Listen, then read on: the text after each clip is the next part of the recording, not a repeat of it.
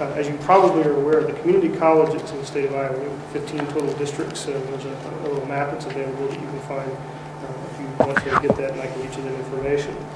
We're now actually educating more students than any other institution of higher learning in the state. More than the private colleges, more than the regent schools. We actually have a larger student body collectively. And an even truer measure of that is the number of credit hours which we teach, because as you know, an awful lot of our students, I don't know the exact numbers on this, are actually coming to us on a part-time basis. You know, they're working people, they have families, they're people like you. Or they're high school students. Or they're high school students. You just took the word out of my mouth. They're high school students. We have, approximately around, I don't know the exact numbers again here, but somewhere in the neighborhood of 10 to 15% of our total enrollments that we see at community colleges are students that are concurrently enrolled in high school and are taking college credit courses, often in their own buildings. This is a very much an at-home sort of thing. We know have a very high retention rate. Those students who go to community colleges tend to stay in the state of Iowa. They tend to become part of this economic base. Or to put it another way, we're not part of the brain drain problem. We don't educate our students so that they can go necessarily. The latest figures I saw were 97% of our students stay in the state. And the data I saw is 94%. So you're talking 9 out of 10 easily. Almost 10 out of 10 of those students who stay here find something about Iowa that they like, that they want to stay here if they can. The other incentive, of course, to being a community college student is the cost. Although we are currently embroiled in some legislative issues right now in terms of our funding, we're still an excellent education bargain. And I want to dispel a couple of myths about this that I think if my students, if they were here, they're off looking at some of the other things they could vouch for.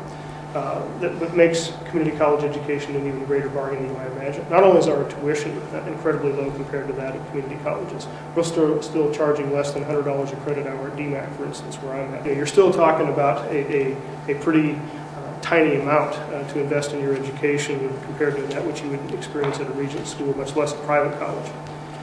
So we're a good bargain in that sense.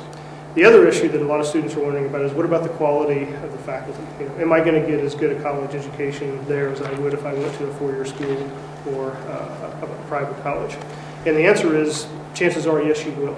Now, one of the issues that we continue to contend with, and this is just as true at other colleges, other types of institutions of higher learning as it is at the community colleges, is the reliance upon adjunct faculty. And as a full-time member of the faculty, somebody who advocates in terms of, I like the idea of having more full-time faculty. I think they have a stake in the outcome. I think they have a stake in the future of the students.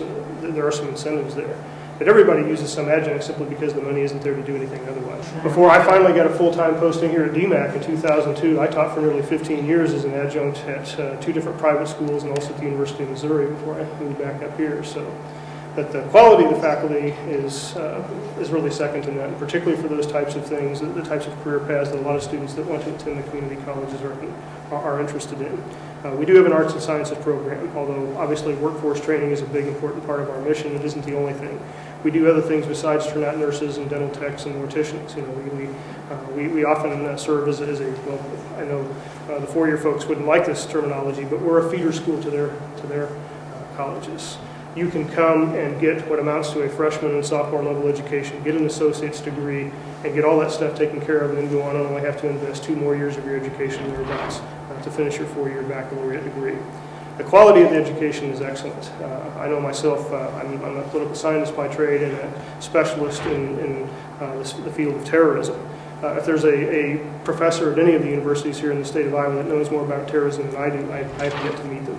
So that just happens to be an area of study specialty of mine. So the students that come to my class, I have a good reputation of matriculation with the 4-year schools and even outside of the state. So if you're interested in political science, if you're interested in that kind of thing, DMACC is as good as you can do in that respect, at the risk of sounding a little bit of self-promoting here. And the same is true in many of our other disciplines. We have an awful lot of very high-quality faculty who've been here. Many of our faculty members used to teach in 4-year institutions. We have a very high percentage of PhDs, people with experience in the field. A lot of professors simply don't like the college life. They don't like the pressure to publish. They don't like all the demands placed upon them for committee assignments and so forth. And more than anything else, and this I think is a great strength, and it's certainly the reason that I'm at the community college, I like to teach. I like the interaction with the students. We have smaller classes. There's an opportunity for you to be able to come into my office and actually find me there. I'll actually sit down. You're not going to be foisted off on a graduate student or just simply see an empty office most of the time because I'm off doing other sorts of things. We can help you to make the transition to your higher education. We can also help you feel more comfortable in acquiring the skill set that you need so that you can compete in, well, the global marketplace. And that's another thing that we have to think about. We are interested in retention. We are interested in preparing Iowans to meet the economic needs of the state of Iowa. But as you no doubt are aware or should become aware, the needs of Iowa are also globalized now. The partnerships that we attempt to achieve at the community college level, and we're extremely good at this, by the way, we have very strong partnerships in the private sector, are based upon the idea that Iowa will one day become a stepping stone on the way to a globalized economy, not just in terms of the obvious, the biomass energy initiatives and so forth, which are very important and we're a big part of that puzzle. But there are also other things that we are interested in. We have many forms of technology that we train our students in order to use, but we also, I think, more than anything else, emphasize the importance of a broad, generalized education, something where you can come and improve your writing skills. Ask any employer. This doesn't often make it into the dialogue, and it should. What is it that they need more than anything else from their employees? And the first thing they'll tell you is communication skills. So if you had an experience in your high school setting where you felt like your literacy skills weren't necessarily as polished as you would like for them to be, you can come to a community college setting. You can, at a much lower cost, you can get the kind of hands-on experience that you need. You can get the kind of one-on-one interaction with a trained professional that you need in order to build that skill set so that you can turn and become more competitive in the international workplace. We do think internationally at the community college level. We're not merely, we may be homegrown, we may be home nurtured. We certainly want to encourage you to stay here if you would like, but we can also help you with your future career plans, whether they're within the state of Iowa or without. The legislative agenda is really a twofold piece, and I will just concentrate on the first part of it here. As you may be aware, last year Governor Culver actually wrote down, I actually have a copy of a letter from him, promising the community colleges that he was going to support an aid package somewhere to the tune of about $12.9 million, and also offer an increase in faculty salaries somewhere akin to between $8 and $10 million. Well, for reasons that are known only to the governor, he has reneged on both of those promises. Now, the figure that he proposed in his budget for the general aid for community colleges, not $12.9 million, $3.5 million only. And as far as the salary piece, which I could talk if you want to about, although I don't want to emphasize that here in our limited time, zero. There's not going to be an increase in salaries for community college instructors this year, according to the governor's budget.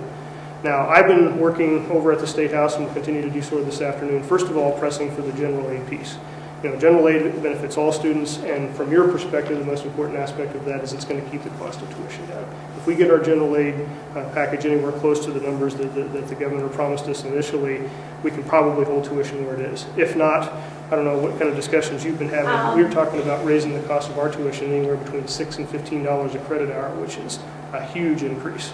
We're looking at the same thing, and we were not able to keep it down as much as you could last year. Yeah, exactly. We went over $100 an hour last year because of the same pressure. And that was with a big package last year.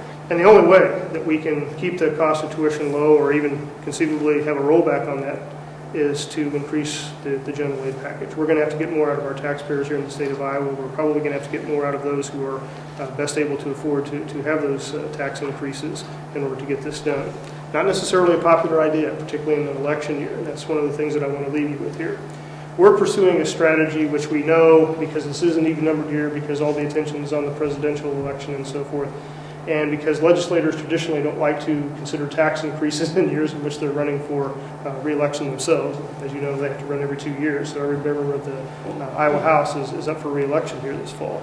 They don't want to have to go back to their taxpayers and say, well, I had to raise your taxes. But on the other hand, we need to introduce into dialogue, yes, we're raising taxes, but what are we raising our taxes for? And here we have a very strong case.